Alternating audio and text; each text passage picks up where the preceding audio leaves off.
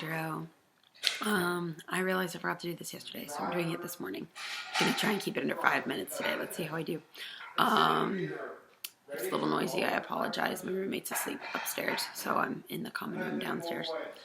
General statements about this week. I had an amazing week teaching.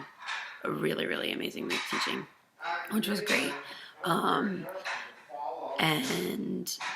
the kids were great. I was able to teach the content confidently. Got some really great support with Paige. I'm ahead lesson planning, which is wonderful. So it was a wonderful week. What went well? Opportunities for loose and focused education. So this week I had a lot of activities where the kids would finish off of time.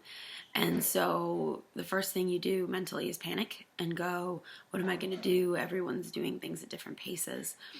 And so I have this really cool critical thinking wheel that Paige showed me at the beginning of the semester. And so what I would do is get out my critical thinking wheel and I'd find a question on it. So for instance, the kids were doing an activity where they were organizing John Locke, Rousseau, Montesquieu, and Hobbes, like the four forward thinkers, and of the American government. And they had to do an activity where they sorted them and came up with all the ideas and their main idea from each one. And some groups were just plowing through the readings and they'd be done.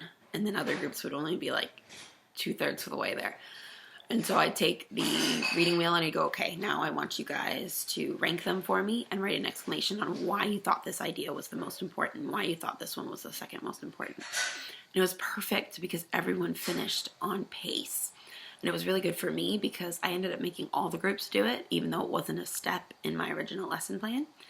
And it was really great information for me to quantify because I was able to go around and on their individual whiteboards read it because it was big enough. Like it wasn't this teeny tiny thing in their notes like the activity was. It was big enough and I could read that they got the main idea. So that was my main point for solution-focused learning this week. Content went really well. I made one mistake that could mess them up on the test, but I can correct that next week. The kids tested this week. I think that's my biggest challenge is they tested and I'm looking at some of them and they didn't get it.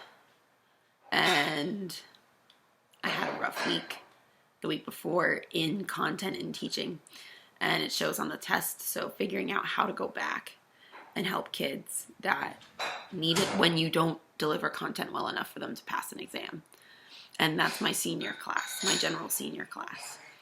And that's hard for me as a teacher because they're these seniors and they're supposed to graduate this semester. And if they don't pass our class, they won't. So I think the biggest challenge there is going, okay, I messed up and I screwed up. I didn't teach this right. So how am I going to go back and correct that? And that feels overwhelming, but I have great help and great resources to fix that.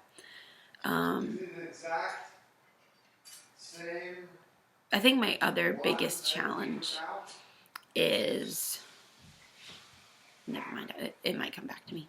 Any insights gained about self? I practiced content. I practiced the fake it until you become it this week. Like instead of walking up in front of the students and teaching, instead I went, I am the teacher and I'm going to tell them a story. Instead of going, I don't know what to do. I don't know what's coming next. I don't know what if they ask me a question and I can't explain it, or just feeling all this pressure. Instead I went, I'm going to tell a story. And if I don't know the answer to a question, I can just go, Miss Garza, what would you say to that? And giving myself the freedom to do that again was really good. And having that confidence this week at the TED Talk is really what gave it to me. So thank you so much for that TED Talk. It was wonderful. Opportunities for self-care.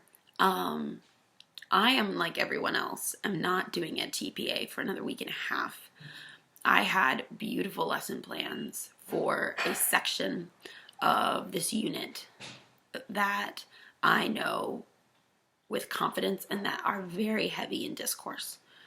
And so when I decided to do a TPA, I chose to use those lesson plans. So unlike everyone else, I'm ahead because I have the lesson plans done. I'm done with like step 1, but I can't do anything else for another week and a half. Not another week. I start filming on a week from Monday, hopefully Friday, because we're ahead of schedule right now. So I think I'll be able to start filming on Friday. But the great thing is Paige is going to be right out, and has already gotten a substitute teacher right after I teach this section on the Constitution, which I'm doing my EdTPA with. And so she said, why don't you take the day when you're finished with EdTPA that they're testing? And because we're just testing all day, she said, I won't be here. You stay home and finish all your commentaries for filming. And so that was like solution focused. That's self-care. And so we plan that into the schedule, and then I'll just come back and work with the sub the next 2 days, teaching the next unit. But I'll have that test day break where I can write all my teacher commentary, and then over the weekend do my assessment commentary. So that's really exciting. Other opportunities for self-care, because of my choice in a TPA, the homework level has been light, and I only have tests to grade. So I've been able to actually chill this week, where last weekend I didn't have much self-care at all. I kind of just did work all weekend.